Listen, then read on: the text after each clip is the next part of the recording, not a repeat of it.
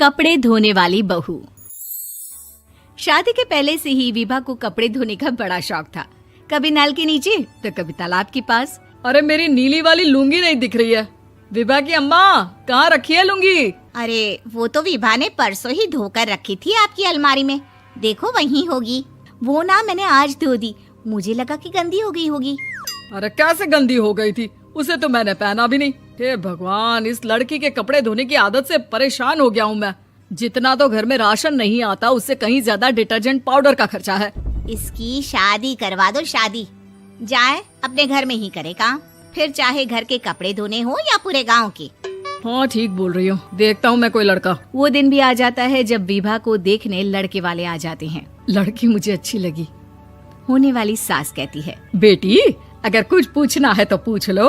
वैसे तो हमारी लड़की बहुत ही शर्मीली है, जो बोल दो वो मान लेती है, इसे क्या पूछना होगा। अरे कैसी बात कर रही हो माँ, मुझे इन लोगों के घर रहना है, सवाल तो कई है। हाँ हाँ बेटा, पूछ लो ना, क्या पूछना है। आप लोगों के घर कपड़े कौन धोता है? सास का मुंह बन जाता है। देखो, अगर तुम ये कहना चाहती हो कि तुम्हें कपड़े धोने नहीं आते तो सुन लो, कपड़े मैं ही धोती हूँ, लेकिन तुम्हारे आ जाने के बाद मैं रुमाल तक नहीं धोऊंगी। अरे चुप रहना भाग्यवान, बहू बेचारी घर आई नहीं, उसे डराना शुरू कर दिया। वो क्या है ना बिटिया, अभी तक तो ये कल्लू की माँ ही धोती थी, लेकिन अब तुम्हारे पापा तो दहेज में वॉशिंग मशीन देंगे ही। तभी विभा की माँ बोल पड़ती है, सवाल भी पूछा तो क्या। वैसे भाई साहब, मशीन की तो फिर भी कपड़े धोने की कैपेसिटी होती है। मतलब जो बिटिया दे रहे हैं ना विभा, इसे कपड़े धोने का बहुत शौक है। ये आप लोगों के क्या, आस पड़ोस गांव मोहल्ले सबके कपड़े धो दे और उफ तक ना करे। बाहर देखा नहीं आपने कितने कपड़े सूख रहे हैं? सब हमारी बिटिया ने ही तो धोए हैं। बस भी करो ना माँ, शर्म आ रही इतनी तारीफ सुनकर। और तो और एक दाग निकाल कर दिखाओ तो मान जाओ। हाँ अच्छा, माफ करना बेटा, मैंने गलत समझा।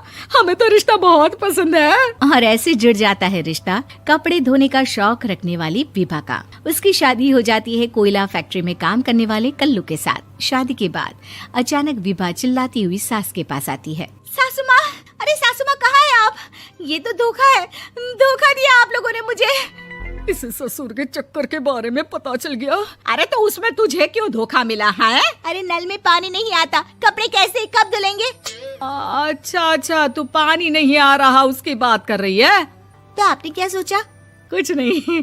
अच्छा, तेरी माँ ने कहा था कि कपड़े धोने का शौक है तुझे, याद आया मुझे। शौक बोलकर कपड़े धोने वाले मेरे जुनून को कम ना आके सासू माँ, कपड़ा धोना मेरा गुरूर है। तभी पति भी वहाँ आ जाता है। अभी मैंने इसे सनी देओल की फिल्म दिखाई है, उसी के डायलॉग मार रही है माँ। अच्छा सुन, साफ साफ बता रही हूँ, पानी सुबह 4 से 6 और शाम को 10 से 12 आता है, समझी? विभा टाइमिंग सुनकर हैरान हो जाती है। ये क्या भूतों का मोहल्ला है? सुबह 4 बजे उठकर कौन कपड़े धोता है? 4 बजे टंकी में पानी जाता है, फिर सारा दिन धोना ना, किसने मना किया? अरे कैसी बात कर रही हैं? 200 लीटर की टंकी में कितने कपड़े धो लूंगी मैं? सुबह ही उठ जाऊंगी मैं। अब क्या था, विभा सुबह 4 से लेकर रात के 12 बजे तक कपड़े ही धोती रहती।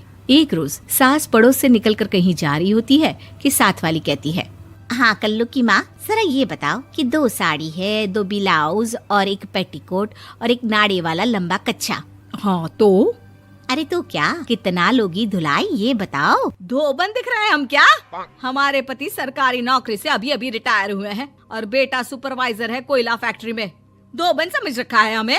हाय रे कल्लू की अम्मा, माफ कर दो, वो तो मोहल्ले में यही सब बता रहे थे कि तुमने बहू को कपड़ा धुलवाने के काम में लगा दिया है। सास को पड़ोसन की बात सुनकर गुस्सा आ जाता है। वो घर पहुंचती है जहां घर के बाहर ही इतने सारे कपड़े सूख रहे होते हैं जितने कि किसी धोबन के घर पर। अरे ओ कल्लू की दुल्हन, बाहर निकल।